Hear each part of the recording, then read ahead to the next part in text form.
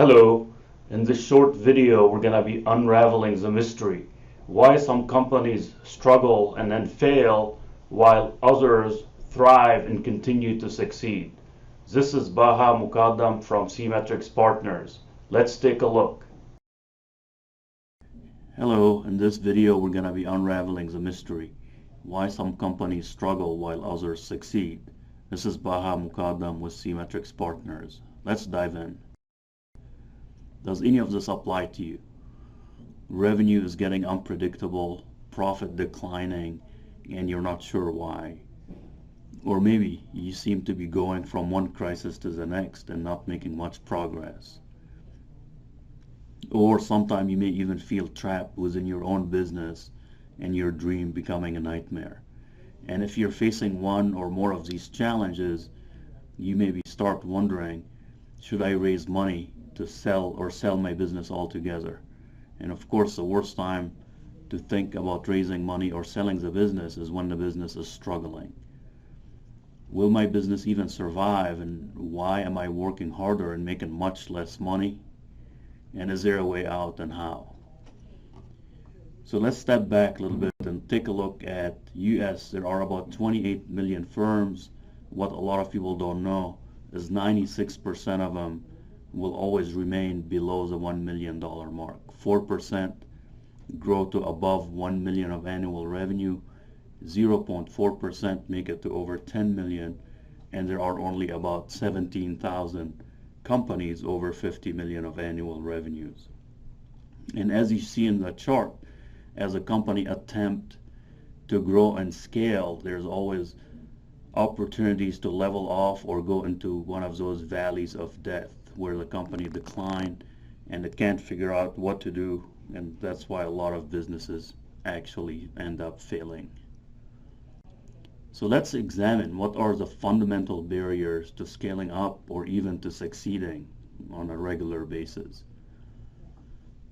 The first barrier is about leadership, inability of the top leader to continue to evolve and expand their capacity, or an inability to develop and staff enough leaders who have the ability to delegate and predict. The second barrier is the lack of scalable infrastructure. As the complexity goes up, you have more customers, more products, more partners, more employees, and to the extent you don't put in place the right infrastructure, that will limit your success. And the third one is market dynamic. It's a failure to address or anticipate changing market needs and pressures. And there are a lot of high-profile examples of companies like BlackBerry struggling to survive now. In the mid-2000s, it used to be called Crackberry. People were addicted to it. They used to line up in line to buy the next model, and it was unable to anticipate the shift to smartphone and react to it fast enough, and now struggling to survive. Another example is Blockbuster Video.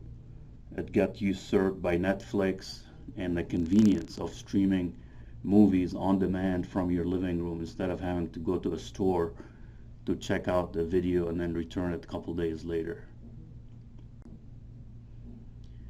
So is there a good news? Those are the barrier to success. Those are the challenges.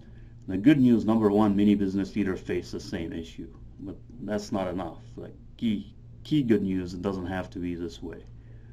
So let's unravel the mystery. The second side of the mystery, is there a framework? Is there a methodology when followed will help us succeed and scale up? And the answer is yes, and that's Mastering the Rockefeller Habits 2.0, Scaling Up, the 4 decision methodology. And those 4 decisions are people, strategy, execution, and cash. Any business problem, challenge, or opportunity will fall in one of those 4 categories. And those are the decisions that the top leader and leadership team has to get right all the time in order to scale up. Scaling Up, the book by Vern Harnish, is a bestseller. It's a great book packed with tools, practical tools, ideas, and concepts to help implement this framework and methodology. Okay, a little bit about me. I've led 3 successful turnaround in high tech, including as CEO of a Silicon Valley company. I was a leader in 3 hyper-growth situations from 0 to 40 million in 5 years, from 60 to 173 in 3 years, and from 0 to 10 mil in 1 year. Of course, in all these accomplishments, I was surrounded with great people, talented, energetic, hard worker, best in class team, and I was proud to work alongside these kind of people. Battle tested executive, been in the CEO seat, so I could relate to a lot of the challenges that you may be going through. I've also led product development. Actually, early in my career, developed communication, test equipment product, done product management, marketing, business development internationally and domestically, mergers and acquisitions and integration, of course, P&L management, both as general manager and as CEO. And also I've done business in over 25 countries, which give me pretty global perspective. In terms of schooling, I have a Bachelor and Master of Science in Electrical Engineering. Let's take a look at another common challenge that you may be facing, that a lot of my clients face. The CEO or the president or the owner, one of the key challenges is, why is it so hard to get everyone on the same page? And I often run into the situation where the leadership team say, can we see the page? And all of a sudden they realize they don't have a page to start with, which is a very interesting phenomenon. So one of the key tools we use in our methodology, in our coaching to support leader to scale up, is a tool called the Strategy Vision Summary, which really could summarize key element of your strategy on a single 8.5 by 11 sheet. And you see an example of it here, where you have core values, core purpose, true north, where you want to go, one phrase strategy, core customers, brand promises, and then your strategic priorities 3 years from now, 1 year, and for the quarter. Instead of having 70 or 80 page plan that sit and collect dust, this is one of the really powerful tools, one of the many tools we use as we help leaders develop strategy and execute it. Another key challenge is there's a percentage of companies that have a pretty big gap. It's very common to have a gap between strategy and result, as you see in the picture here. And what's becoming even more tragic is that 80% of companies have a gap, either small or a very large gap in a lot of cases, between what they intend to do and the actual result they end up getting at the end of the year. So how do we address that? Let's take a look, a little bit more detail, dive into the 4 decision frameworks. So people, the first decision is align your team and boost productivity. You'll be able to create a culture of accountability and develop more and better leaders. Those are some of the key outcomes of engaging and implementing the 4 decision methodology into your business. Strategy, develop clear and compelling strategy, clearly identify your core customer, and determine and start actually implementing your differentiating activities in your business to become better and different and to ultimately dominate your industry. Execution is about 3 key disciplines. It's priorities, zero in on the right priorities, select and track the right metrics, and establish the right meeting rhythm. And those are the key 3 must-have to start closing that gap between strategy and results. And the 4th one, in cash, push and pull. Learn what are the key levers, the profit levers that you could push and pull to improve productivity. Shorten your sales and collection cycles to improve profitability, balance sheet, and cash flow. And learn to create a cash cushion to absorb the bump in the road. So a key question you may have, how can I learn and implement this proven success methodology? Well, one way to do it is to have a guided strategic planning and organizational development with the right business coach. So let's talk about who is our coaching for. It's for ambitious leaders and companies with annual revenue in the $1 to $50 million range. You're an avid learner, you're open to new ideas, and have a bias for action.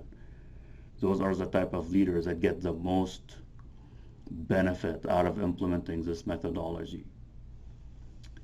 So president, you could be a president with a big opportunity and facing hurdles to get there like any business or leader faces. Successful business owner, not satisfied with your current business. Once excited founder and co-founder, now stuck and don't know why. Entrepreneur with the right business model, already getting some traction. You're over $1 million of revenue and ready to scale it up to the next level. General manager with P&L responsibility and ready to move to the top, or a top functional leader. Maybe you're running engineering or marketing, or maybe you're the CFO and you have a desire to emerge and learn how to manage at a broader level and raise to the top, to the CEO seat ultimately. Our coaching is not for you if you're running a business less than 1 million or over 50. If you already know everything there is to know about running a company, if you already have a total alignment, accountability, and acceleration, you already unraveled the mystery on your own at that point and keep doing what you're doing. If you always meet or exceed all of your goals and targets on a regular basis, coaching is not for you. If you have plenty of cash to fund your growth, if you already have a fail-safe strategy that's being executed flawlessly, if you have a great product, superior margin, and no competition, or if you're not open to learning or improving in any area, you don't need coaching. If you have plenty of time and no anxiety, again, you've got it figured out. Keep doing what you're doing. Let's take a look what some people are saying. Scaling up is very applicable even if you have a small but fast-growing company. Gerben on the left, and you could read the rest of it. The thing I like most about it is that it helps the geek generation learn about strategy. On the right side, Dan Rogers attempted to apply the habits by ourselves. He's referring to the Rockefeller habits in the book, and the result been phenomenal. And as a result, I now actually have the time to work on my business and myself, thanks to Gazelle for being a huge part of our success. Let's kind of summarize the key challenges people face. Very typical challenges. The executive team is not aligned, causing tension and suboptimal performance. Chasing new shiny objects, causing lack of focus, consistency, and follow-through. Very common. Entrepreneur chase a lot of new things, new opportunity, new toys. Communication is like molasses going uphill on a cold winter day. Communication gets sticky and slow the more you add people. Working harder, have more people, and making less money. Again, growth can suck cash and reduce profitability if it's not done properly. And then finally, exhausted, overwhelmed, almost ready to give up. So those are typical challenges leadership teams and top leaders go through. And the result, by implementing the 4-decision methodology, is you get alignment. Teams are on the same strategy page that's been jointly developed. You'll have a handful of clear, high-impact priorities with ownership and accountability. You have a communication rhythm in place. You act and behave as a team, and hurdles are removed in real time.